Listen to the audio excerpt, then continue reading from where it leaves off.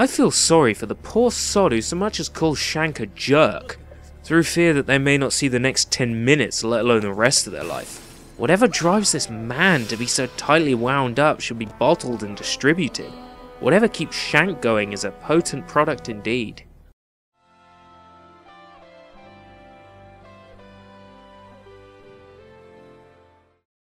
I haven't been fortunate enough to play the first game in the franchise, so I am not aware whether this behaviour is consistent. But I can safely say this. Shank single-handedly topples an entire government and army with nothing but a sledgehammer, a chainsaw, some machetes, throwing knives, a few grenades, a couple of pistols and a shotgun. You've got to hand it to the man, he knows how to make a scene. Or is it how to dismantle one? I'm not quite sure. Without prior knowledge of the character or franchise, is it technically a franchise now? It seems that this sequel is the game that focuses on giving the main character some solid backstory, rather than being a flashback.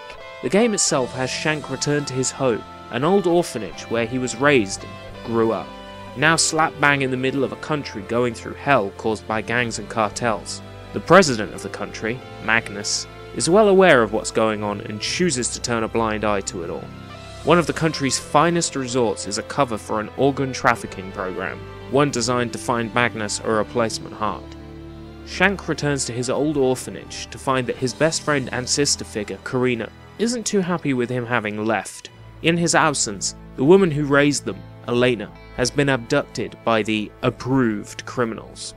And what more, it seems that Elena is a perfect match for the heart transplant that Magnus needs in order to live. What Robert Shank Torres will happily do, if it brings him closer to seeing Elena again, is anything from the following. Launch himself at helicopters, rip sharks apart with his bare hands, and perform life-saving, threatening, surgery involving live munitions. Fuck you.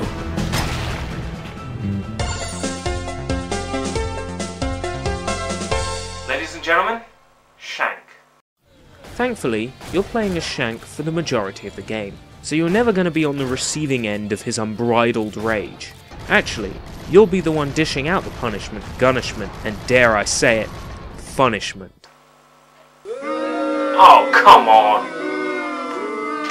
Against unimaginable odds, you will assist Shank in navigating and decimating his way through several large, distinct stages, laying waste to hundreds of foolish enemies ranging in size and skill. The game maintains a steady difficulty, which is ramped up for boss encounters. The boss battles can be exciting, and often whittled down to a battle of nerves and reaction speeds. These bouts are genuinely one of the most challenging elements of the game. This is one of few games I would describe as intuitive. That said, I don't appreciate the control style of Shank 2. Well, at least to begin with. I didn't like the floatiness of the controls, a trait shared by other brawlers developed or styled in a similar fashion. Shank 2 is fairly tough. Nobody will complete this game the first time through without dying a good dozen times at least. This game is more a means to an end than meaningful, being more of a bite-sized morsel than a full-blown game. The barely 2-hour campaign is a testament to this. With such a great soundtrack, marvellous voice acting, and a tremendously sensational visual style, I can forgive the blatant gaps in the storytelling. However, this does not forgive the lack of content in places. The game does include an offline and online cooperative survival mode, which might breathe an extra few hours into this eventful yet short offering. There is a harder difficulty should you wish to return to the campaign, with unlockable costumes and characters available for completing tasks, referred to as medals. These are mostly accumulative, such as setting a particular number of enemies on fire. However, my favourite medal is rewarded for finding the indestructible kitchen sink and proceeding to whack an enemy about the head with it. I love that kitchen sink, I took it everywhere until I eventually lost it. Boy was I gutted.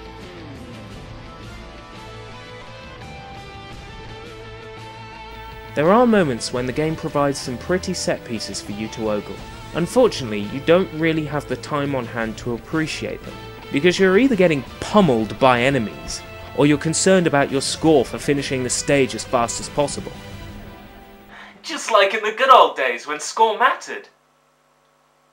Good old days. How old am I? old.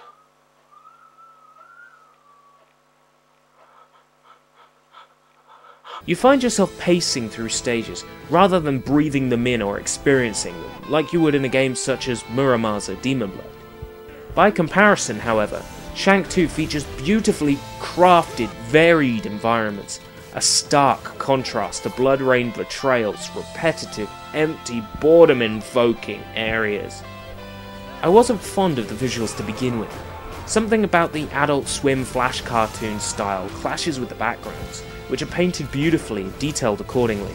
My opinions changed a mere level in. On the second stage, the styles had welded together. I was hooked and I wanted to see the game to its conclusion. The soundtrack is lovingly orchestrated and really amplifies the sense of danger.